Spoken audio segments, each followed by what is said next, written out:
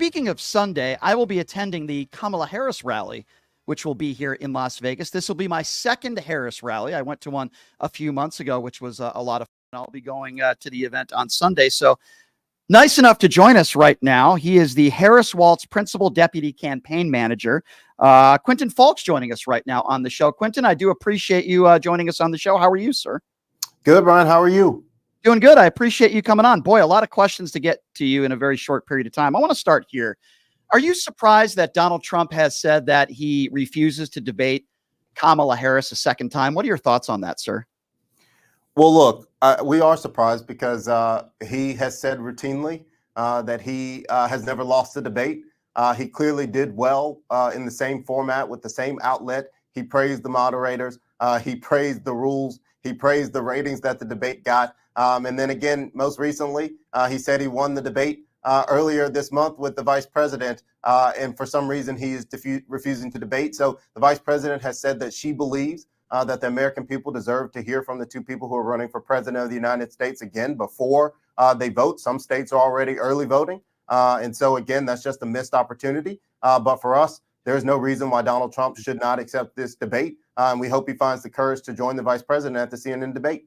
I hope so too, Quentin. You know, you're a master at helping your clients, for lack of a better term, win, including Raphael Warnock.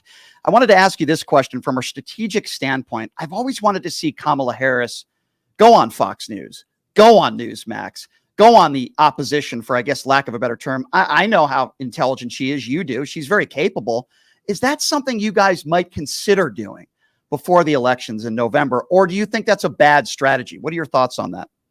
Well, look, I think that the vice president is obviously capable of going on any network and laying out her views. But look, there's no reason for the vice president to go on a show and get into an argument with an anchor. At the end of the day, the priority, and I think what you're getting at, is that a lot of people that, folks might not traditionally believe Democrats speak to, we have to get in front of them. And to that, I say our campaign is doing that. I think if you look at the infrastructure that our campaign has built across the country in the battleground states where we have field apparatuses, we have them in rural communities all across this country. When you look at where the vice president is going, she's not just going to major urban epicenters. She's going outside of that to make sure she's speaking to voters because she wants to be a president for all Americans. And so for us, the priority is speaking directly to those voters who might watch those outlets that you mentioned, because at the end of the day, that's who she has to win over and convince. And we see better use of her time, putting her in that setting, in those places on the ground, so they can see her with their own eyes, hear her with their own ears, than putting her on Fox News to get into an argument with an anchor. Right. Understood. Quentin, I'm not even going to get into the far right, the attacks on her lack of being black or other insults. I'm not even going to ask you about that because it's a waste of time and it's disgusting. But I get frustrated myself when I hear MAGA Republicans say, we don't know her thoughts on any of the issues. She's not being specific. Well, I do. I know her opinions on gun control, on abortion. She wants the border bill to come back. I mean, I have a pretty good understanding of where she stands on a lot of issues. What would you say to those people out there that say she's not giving enough specifics on any of the details on what she wants to do if she becomes president? I would ask them what Donald Trump is giving specifics on. And I would ask them what Donald Trump has done while he was president of the United States. He left this country on the brink of destruction from an economic standpoint. He left this country with fewer jobs than when he came into office, and he has yet to announce any specifics. On the debate stage, when asked about healthcare, he said he had concepts of a plan. He has been trying to do one thing only when it relates to healthcare since he came in office, and that is repealing the Affordable Care Act. That is gutting things like Social Security and Medicaid. Because he doesn't understand the real world impacts that these policies have for folks on the ground who might be in coverage gaps or who are on their parents' insurance, or most importantly, who might have a pre-existing conditions. This isn't a red or blue issue, a Republican or Democratic issue. People with pre-existing conditions are come in all shapes, sizes, political affiliations, genders, races.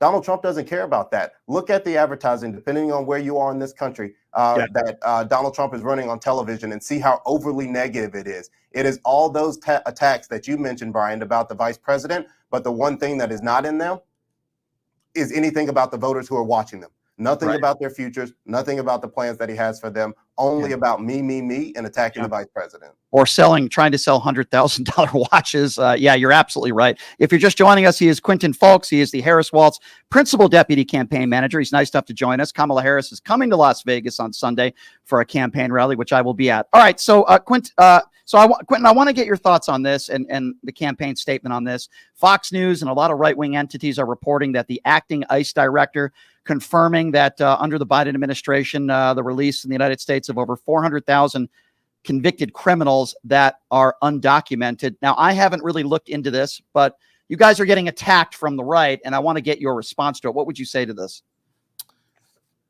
Look in front of you and see who is doing what on the border. The vice president is literally at the border today. Donald Trump does not want to solve this issue. He has never wanted to solve this issue. He has only wanted this issue to be used as a political ploy, which is why when there was a bipartisan border deal to put more agents at the border, Donald Trump told MAGA Republicans in Congress to blow it up. Donald Trump continuously and routinely attacks the vice president on this issue when, in fact, he is the one that is standing in the way. Vice President Harris supports that bill. If that bill is reintroduced and passed, she will sign it when she is president of the United States. And again, she understands that what we have to do is, one, put more Border Patrol agents at the border, which she will do, and also continue to double down to stop the flow of fentanyl and go after the root cause of it. So there's obviously stopping it at the border, but there's also going after the Chinese government that is allowing the chemicals to be produced that make fentanyl. So there has to be a two-pronged approach to stop this. And then the last thing that I will say is that there is only one candidate, and it's a shame to say this because Donald Trump has been the president of the United States before. There's only one candidate in this race that has the experience of taking on transnational gangs and going after cartels to stop crime, to stop human trafficking, to stop smuggling of fentanyl, and that's Kamala Harris. And I say that again, stating that Donald Trump has been the president of the United States before and only did one thing, which was to do nothing on the border. And even when he was not president, he still stood in the way of the issue being solved. He does not care about solving this issue. He only cares about continuing to use it as a political ploy. Quentin, are you concerned of political violence? I mean, we all know that if Donald Trump does lose in November, which certainly I hope he does, and so do you, that there might be another insurrection. There might be more political violence. We know that this is a guy that will not, he hasn't conceded the 2020 election. We know that if he loses to the vice president, that he will not concede. Does that concern you at all? It concerns me, Brian, but it doesn't concern me enough to not do the right thing. And the right thing that we have to do is finally turn the page on Donald Trump. His brand of politics, his divisiveness, the way he insults people, the way he demeans people, is the problem here. And we all know that. And everybody knows that there could be a lurking fear of another January 6th if Donald Trump doesn't get his way. But our campaign is going to make sure that every ballot is counted, that every person has the right to make their voice heard, and that at the end of the day, whatever the people of the United States decide, that is going to be the fate of this country. And the last thing that I will say to this is that Donald Trump believes that strength is how much you can push down and bully people underneath you. Vice President Harris believes that strength comes from the ability of a leader to lift people up and take them with them. And that's her prerogative. That's our campaign's ethos. And we're going to continue to tout that message from now until Election Day. But fear of political violence isn't going to stop us from making sure that Donald Trump never gets near the White House again. Absolutely. And as I tell my voters, you can't be in fear of going to the ballot box in November. Last question for you, Quentin, and we really do appreciate your time. You're obviously very good at what you do.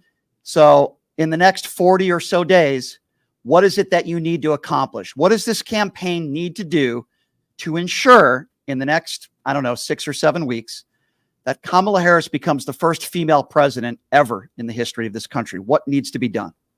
We have to continue to pound the pavement and make sure that we are communicating with as many voters as possible. That comes from not just the television ads that you see, the mail pieces that you're seeing, the digital advertisements that you're seeing. That means individual knocks at your door, explaining to you and having one-on-one individual conversations about the stakes of this election. Number two, it means making sure that our voter protection program is doing the work to make sure that voters are not being given misinformation and disinformation about where they can vote, how they can vote, when they can vote, and then making sure that when they cast their vote, as you said, that it is counted. And we know that at the end of the day, when all this is tallied up, that voters are going to see Vice President Harris is the only candidate in this race that has their interest at heart. She's the only candidate in this race that wakes up every single day thinking about people in the here and now, and also about the future of this country. And it's why we can't let Donald Trump anywhere near the White House again. And so we're going to do the work of continuing to make sure we get in front of people to persuade those who we have yet to persuade, to make sure that those we have persuaded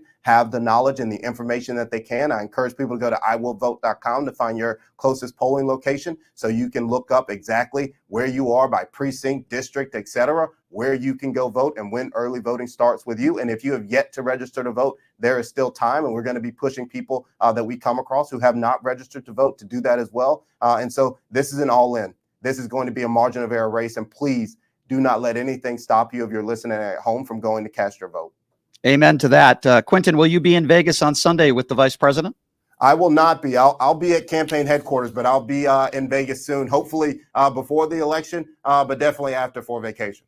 Great. Love to have you on again, by the way, before the November elections, if you have the time. And we really do appreciate you coming on and stating your case today. And as I say before, and I say again, I'm all in with you guys, and I hope you win because, you know, democracy's on the line here. Quentin, thank you so much for being here, my man. I really appreciate you. Thank you, Brian. Keep doing what you do. We appreciate your support. Thank you, Quentin. That's Quentin Fulks, everybody. Harris Walz, Principal Deputy Campaign Manager, really smart guy. He helped Raphael. In my opinion, he's one of the main reasons why Raphael Warnock won. He's really good at what he does, and we'll have to wait and see what happens in November. But yes, Kamala Harris is coming to Las Vegas on Sunday. I will be there. I will be covering it. The last time she came to Vegas, a couple of my videos went viral. I don't see any reason why that won't happen again. I gave her a high five. I looked her in the eye and I said, "You better win." And she looked at me and she said, "We will win." So time will tell. I certainly hope she does. But boy, she's got somebody great in Quentin Fulks helping the campaign. That guy's very polished. He's very smart. And then when I look at the Trump campaign, and when I look at some of their campaign staff, many of their surrogates have come on this show, by the way, and it didn't go very well for them. I've been screamed at. I've been yelled at. I've been told, don't put my interview up on the web. I'm not making this up. I have the screenshots to prove it. Some of Trump's surrogates don't want their interview on my platform because I make them look foolish. Why? Because they are. They are. Interesting. I did ask him about those numbers that came out from the acting ICE director. And listen, the right, they're going to be attacking the Biden administration and Kamala Harris for this. I asked him about that. He gave me his answer. And my understanding is Kamala Harris will be at the border today. Here nor there, the bottom line is they had a border bill put in place, right? They had a border bill put in place. And it was Donald Trump that told acting Republican senators to not pass the bill because it wasn't perfect. Meaning, don't pass the bill because it'll make Joe Biden look good, and I care more about me than I do the country, and I don't really care about the border. So we'll have to wait and see what takes place there. But I appreciate Quentin Fulks taking the time to join us on the show. The Harris Walz, Principal Deputy Campaign Manager. You see him all over the place. You've seen him on Fox News. You've seen him on CNN, MSNBC. And I appreciate him taking the time to join us